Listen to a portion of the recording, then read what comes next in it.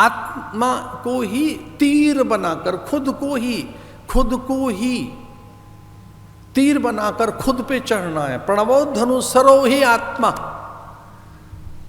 या प्रणव का धनु, मंत्र का धनु, कथा का धनु, कथा के धनुष पर खुद को चढ़ाइए।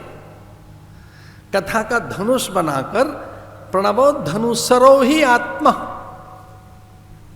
मंत्र के धनुष पर खुद चढ़ जाइए।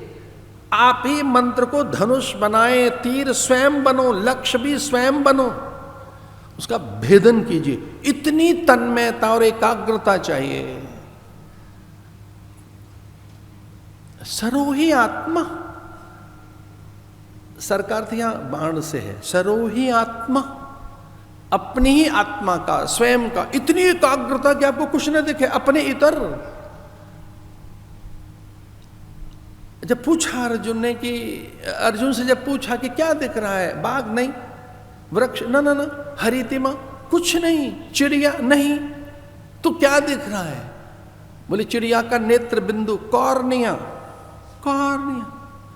तभी वो भेदन कर पाया। मत्स्य भेदन में किस ढंग से अर्जुन ने वो घूमती हुई मछली की आंख में तीर लगाया,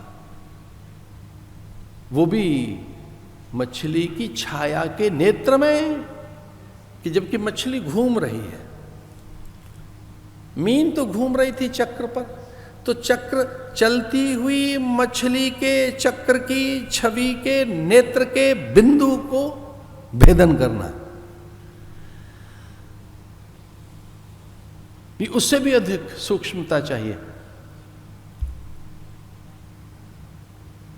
ब्रह्मतरु लक्ष्य मुच्यते, फोकस आपका वहां रहना चाहिए।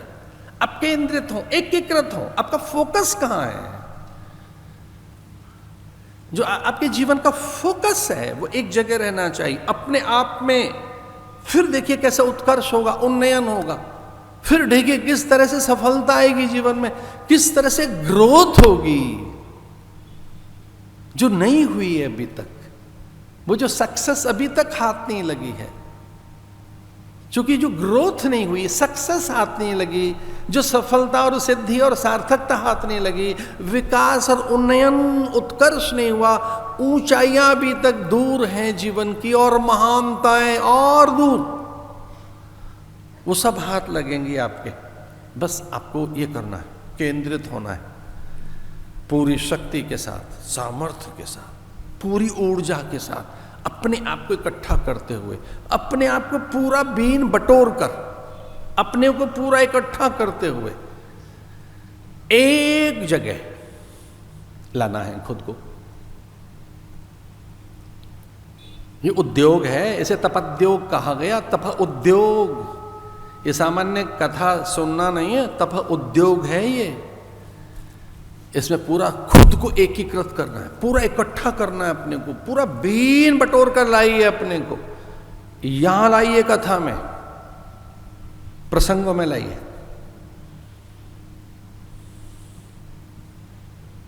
सरोही आत्मा,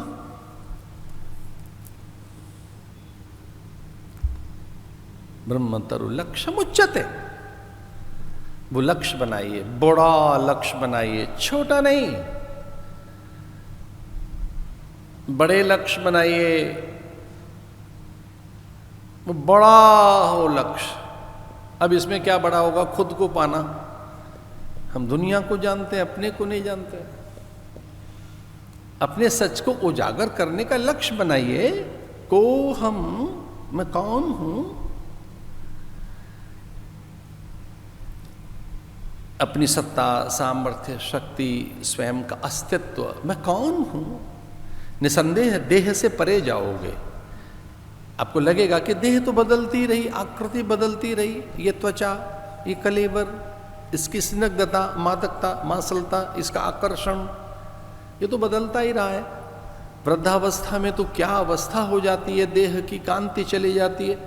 अंगम गलितम पलितम मुंडम दशन विहीनम जातम तुंडम, ये देखिए क्या कि कमर कमान की तरह से झुक गई, नेत्र कोटरों में धस गए, दंत पंक्तियां उखड़ गईं, पाचक रस शिथिल हो गए, स्मृति कोश में से ढूंढ कर लाना पड़ता, अपनों को भी कैसे याद करें, भूल जाते हैं। ये देह भूल जाएगी उसी समय, और भी सब चीजें जैसे ही कथा में से वो निकलेगा, आपका अपना परिचय।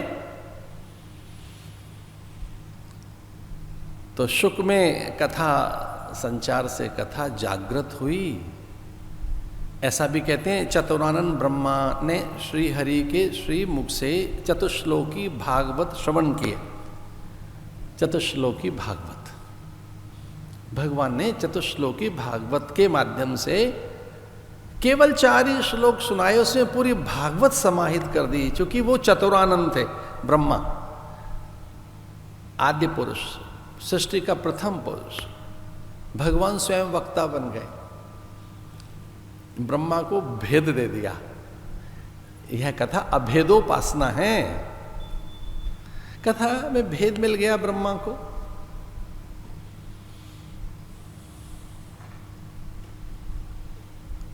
अनेक पुराणों की रचना की महर्षि वेदव्यास ने, आचार्यों ने न जाने क्या क्या दिया है। अगर हम गुरुजनों का स्मरण करें तो गुरुजनों से क्या प्राप्त नहीं हुआ है। गुरुरेव परब्रह्म, अस्मदाचार्य पर्यंताम वंदे गुरु परंपराम। गुरुजनों को प्रणाम करते हुए गिरिकंदराओं में, हिमोपत्यकाओं में, गहुवरों में बैठे ऋषि मुनियों को, आचार्यों को, संत सत्पुरुषों को, उस गुरु सत्ता को नमन करते हुए अगर भागवत में प्रवेश करें तो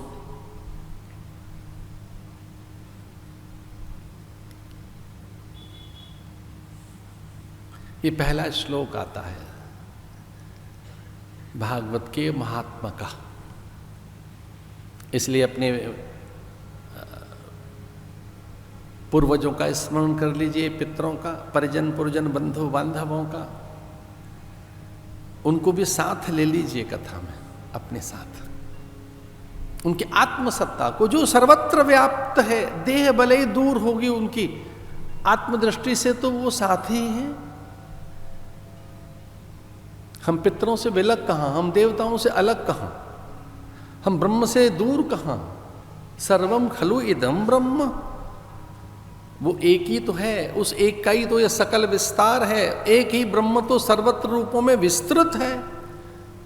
इसलिए वो पितृ भी हमसे दूर नहीं, न देव हमसे दूर हैं। केवल स्मरण, इसे उनका स्मरण कर लीजिए।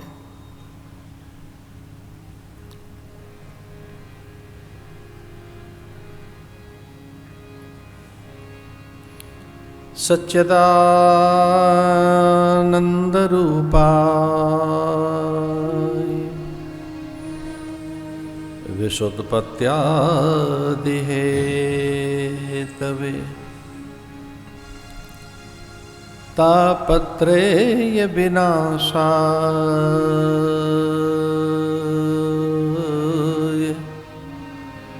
श्री कृष्णाय वयम्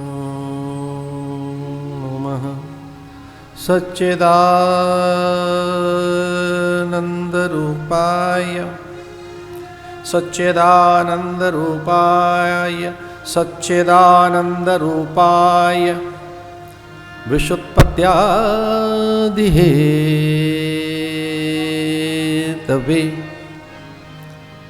तापत्रय विनाशाय तापत्रय विनाशाय तापत्रय विनाशाय श्री कृष्णाय वयं नमः श्री कृष्णाय वयं नमः श्री कृष्णाय वयं नमः श्री कृष्णाय वयं नमः श्री कृष्णाय वयं नमः श्री कृष्णाय वयं नमः श्री कृष्णाय वयं नमः।